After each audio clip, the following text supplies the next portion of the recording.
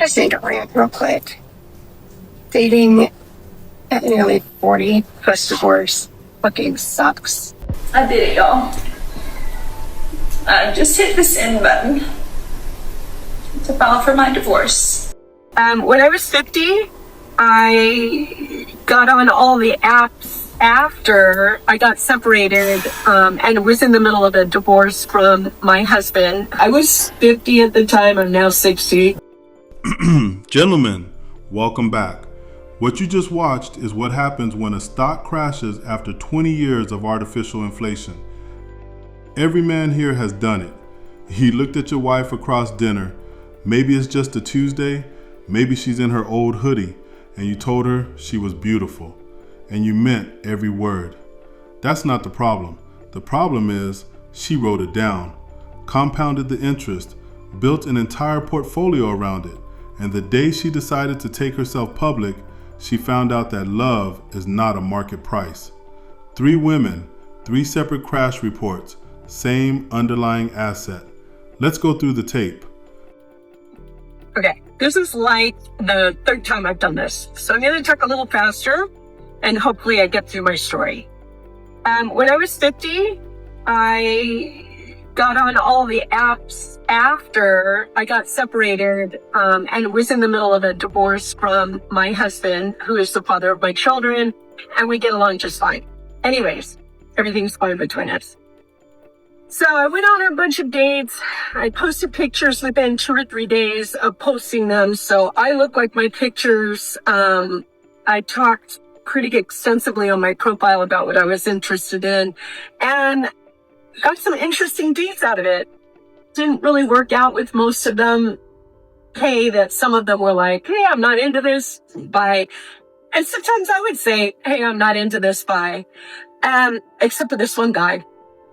We went to this cool little coffee place in Pacific Beach. I would shout it out, but I can't remember what the name of it was or even what street it was on, but cool little place. Had a little garden and we got our drinks, went out into this little garden and I proceeded for 15 minutes to engage somebody in conversation who could say yes, no, or grunt.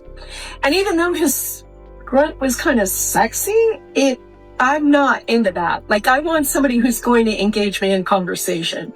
And after struggling for about 15, 17 minutes, I finally said, hey, you know what? It's cool.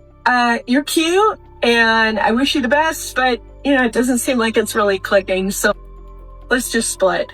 I'm going to leave. Have a great day. You're grunting. You're saying yes or no, and you're not really talking back to me. And it felt like, I don't know, uncomfortable. So, anyways, that was my experience. I was 50 at the time. I'm now 60. I don't know what he was looking for. Anyways. She was 50 when this started.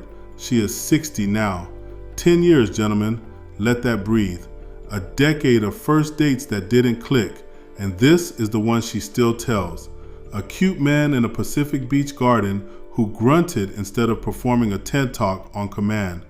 But here is the line she slipped in and hoped nobody caught. She said his grunt was, and I quote, kind of sexy. She left a functioning marriage. Her words, everything's fine between us. She sat across from a man she found physically attractive and she rejected him. Not for being broke, not for being cruel, for being quiet. This is what your self-valuation looks like when your last reference price was a devoted husband who never gave you a single bad quarter. Chad was there. Chad showed up. And Chad, who does not discriminate, who has never in recorded history turned down a willing applicant, looked at this valuation and said, pass. The wall doesn't care about your price history. I did it, y'all. I just hit the send button to file for my divorce. I had it sitting there all day signed. I even told him I was struggling to send it. And after telling me this morning what an embarrassment I am, I still gave him a chance to say, stop, don't send it. Because that's what we do. So here's what I've learned. I think this process is going to be a lot like getting a shot as a child. It sounds a lot scarier than it actually is.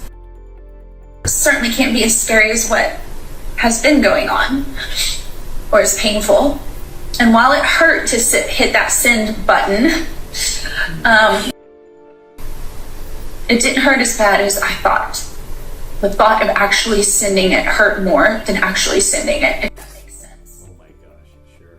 So I hope that the rest of this process, even though it's scary and painful, is going to hurt less than what I anticipate. And it'll be just like a shot. When it's over, I'll look back and say, oh, I did this to protect me and it didn't hurt as bad as I thought. Now here's the mechanism, how the IPO actually gets filed. She had the papers on her phone, signed. All day, she told him she was struggling to send it, out loud to his face. She gave him, her exact words, a chance to say stop. He didn't take it, so she filed and compared ending her marriage to a childhood vaccination. It'll be just like a shot. It won't hurt as bad as I thought. Ma'am, a shot protects you from something coming. A divorce is something you sent. What she submitted wasn't a divorce petition. It was an earnings report with inflated projections issued to a market that wasn't buying. And this is where I need you to slow down with me for a second. How many of these stories started exactly like this? Not with betrayal, not with screaming, with a woman holding a button, watching the door, waiting for the man to prove her value by begging her to stay. He didn't perform, so she filed and called it healing. Gentlemen, think about the last time you told your wife she was beautiful, not because she asked, just because. That moment you gave her, was that love, or was that a deposit into an account she was already planning to close? I just need to rant real quick. Dating at nearly 40 post-divorce fucking sucks. I thought this time around it would be easier in certain aspects. We're all older, more mature grown-ups. Most of the people in my age range have children, their parents. We don't have all the hormones rushing through our brains and our bodies. And so I guess I re-entered the dating scene very recently with higher hopes than when I was dating in my 20s.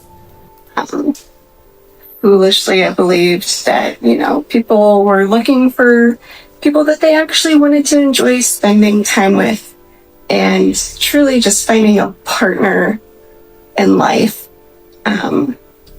That, sex is important, but it's not going to be the first thing that people go after.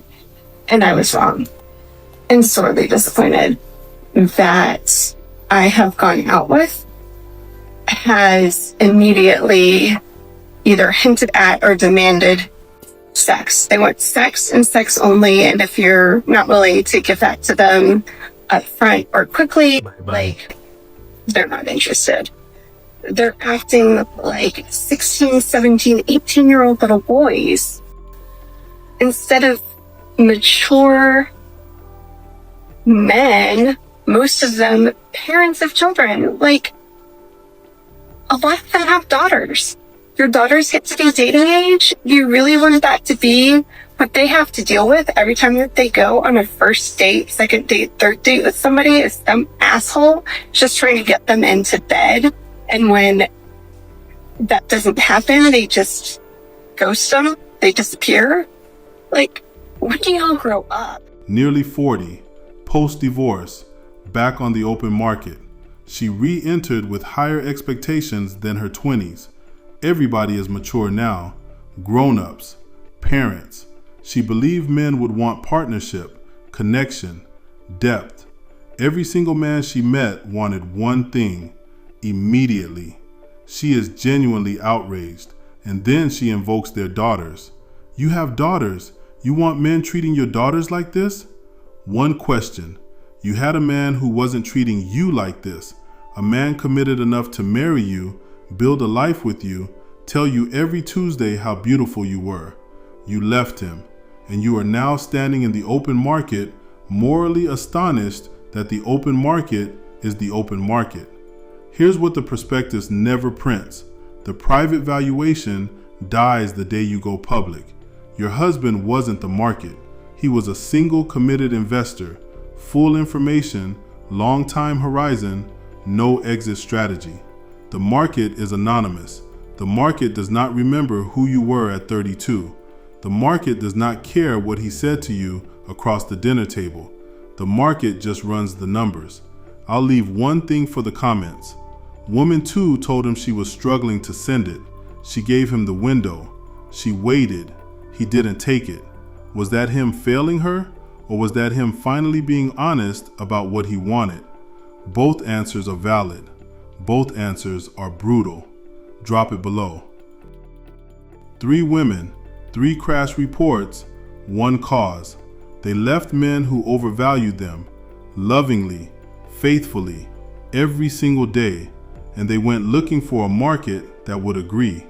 Gentlemen, your wife isn't delusional because she's vain. She's delusional because you've been her only analyst for 20 years and you never gave her a bad quarter. That's not a weakness. That's what love looks like. But love is not a market price. And some women only figure that out after the bell rings. One quiet grunt at a time.